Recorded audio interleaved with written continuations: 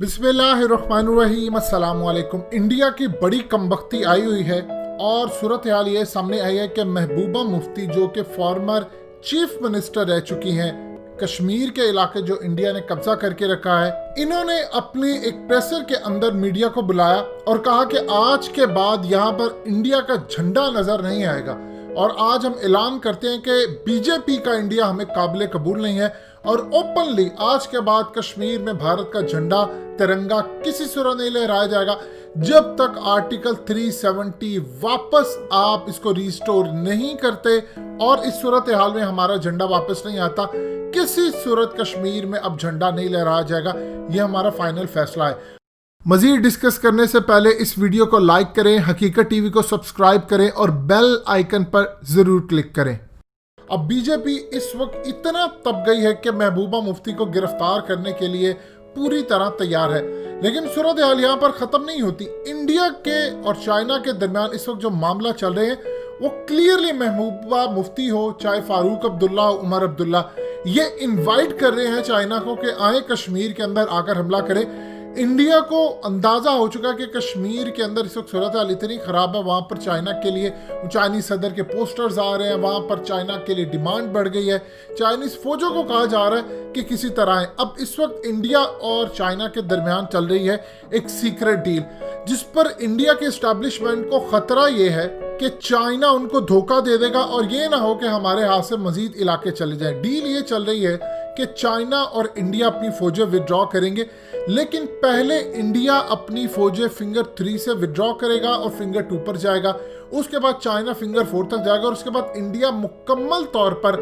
Fingers के जो इलाके हैं इनसे निकल जाएगा। ये वो पहाड़ियां हैं बेसिकली फिंगर्स, और यहाँ से निकलने के बाद वो ऐलान ये करेगा कि चाइना की फौजें पहले निकली हैं और हमारी फौजें बाद में, और इसको चाइना के अंदर ना मीडिया और ना ही कोई और काउंटर नहीं करेगा, जबकि असल सूरत हाल ये होगी कि इंडिया की फौजें पहले निकलेंगी, ऐलान किया जाएगा कि चाइना की निकली है। अब इंडिया को खदशा ये है कि डील फाइनलाइज हो रही है कि चाइना चुप रहेगा, खामोश रहेगा। अगर इंडिया की फौजें यहाँ से इलाके छोड़कर चली जाती है, इंडिया को खदशा ये है कि 2017 के अंदर भी हमारी चाइना के साथ एक ऐसी डील फाइनलाइज हुई थी, जब हम इलाके छोड़ के गए तो उसके फौरी बाद चाइना दोबारा आया, उसने इलाकों पर कब्जा कर लिया। और अभी भी उनको खदशा ये है कि उनके पास इस वक्त सूरत हाल कुछ नहीं, क्योंकि चाइना ने इतनी धमकियां दी हैं कि सर्दियों के अंदर तुम्हारा बहुत बुरा हाल होगा, ये कर देंगे वो कर देंगे। इस सूरत हाल के अंदर इंडिया इस वक्त डील फाइनलाइज कर रहा है। अब देखना यह है कि अगर इंडिया की फौजें निकलती हैं तो इंडिया को कहीं जो उसका खदशा, जो उसकी इंटेलिजेंस रिपोर्ट है कि चाइना पर एतबार नहीं किया जा सकता, क्योंकि चाइना की स्ट्रेटजी का आज तक किसी को पता ही नहीं है और वो अच्छी तरह ये समझते हैं कि कश्मीर से लेकर हर जगह पर, क्योंकि चाइना भी इन इलाकों के आगे पीछे घूम रहे, इनको पता चल चुका है कि कश्मीर आज़ाद करवाने के लिए चाइना की डिमांड बढ़ गई है। ये ना हो कि हम इलाके छोड़कर जाएं, उधर से चाइना की फौजें चढ़ाई कर दे और बाद में वही राग लापते रहे। वो कहते रहे कि देखें ये तो हमारा इलाका था, ये देखिए हमारे पास 1200 साल पुराने नक्शे हैं, ये तो हमारे आबाओ अजदाद ने ये ज़मीन ली थी, तुम लोगों का तो नामो निशान नहीं था। आप ये देखिए कि अगर चाइना ये बात कह सकता है कि बरतानिया के यहाँ से जाने से पहले बरसगीर में बहुत सारे ऐसे इलाके थे जो इंडिया का कभी हिस्सा ही नहीं थे, जाहिर सी बात है उन्होंने कश्मीर म्यांमार के इलाके दूसरी तीसरे कहे, उन्होंने कहा आज वो इंडिया का हिस्सा बन चुके हैं, लेकिन वो एक्सेप्टेबल नहीं है चाइना को।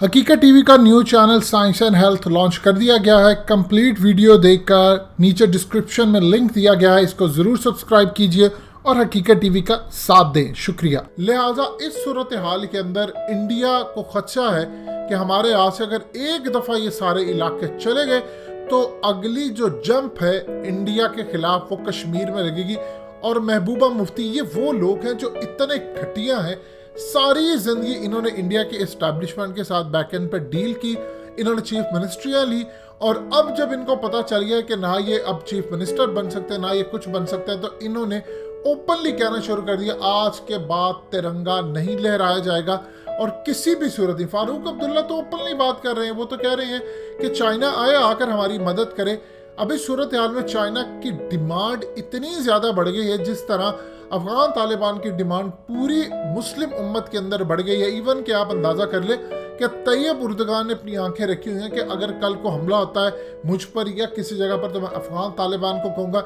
इसी तरह कश्मीर और दूसरे इलाकों के अंदर, इवन के अरुणाचल प्रदेश में चाइना की फौजों की डिमांड बढ़ गई है। वहाँ पर जो आम इंडियंस है वो ये बात कर रहे हैं कि अगर हम साथ ही इलाका लगता है चाइना का, वहाँ शिफ्ट हो जाएं, हमें उनकी नेशनैलिटियाँ मिल जाएं और इस सूरत हाल के अंदर हमारा इंफ्रास्ट्रक्चर बेहतर हो जाए, क्योंकि वहाँ पर जो चाइना के जासूस आते हैं वो बार बार इनको जो शराब और दूसरी चीज़ें देते हैं वो इनको ये बात उकसाते भी हैं, कहते भी हैं कि देखो हमारे हालात कितने ज़्यादा, सिर्फ एक बाउंड्री का फ़र्क है, दूसरा एरिया देखो कितना इंफ्रास्ट्रक्चर बनाया और तुम लोगों की हालत देखो,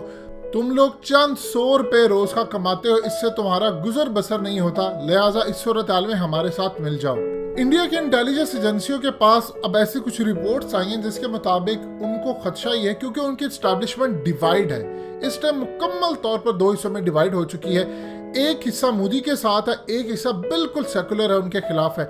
अब वो ये सोच रहे हैं कि कहीं ये चाइना की चाल तो नहीं है, ये ना हो कि उधर से पाकिस्तान भी चढ़ाई कर दे, इधर से चाइना भी चढ़ाई कर दे और हम बीच में लटकते रह जाए। असल में वो कहते हैं कि हालिया जितने भी चाइना के साथ डील या मामला फाइनलाइज हुए, जो चाइना कहता है चाइना उसके ऑपोजिट करता है, और यही हमें सबसे ज्यादा चीज तकलीफ देती है। आप ये देखेंगे एक दफा सिर्फ धमकी दी गई चाइना की जानिब से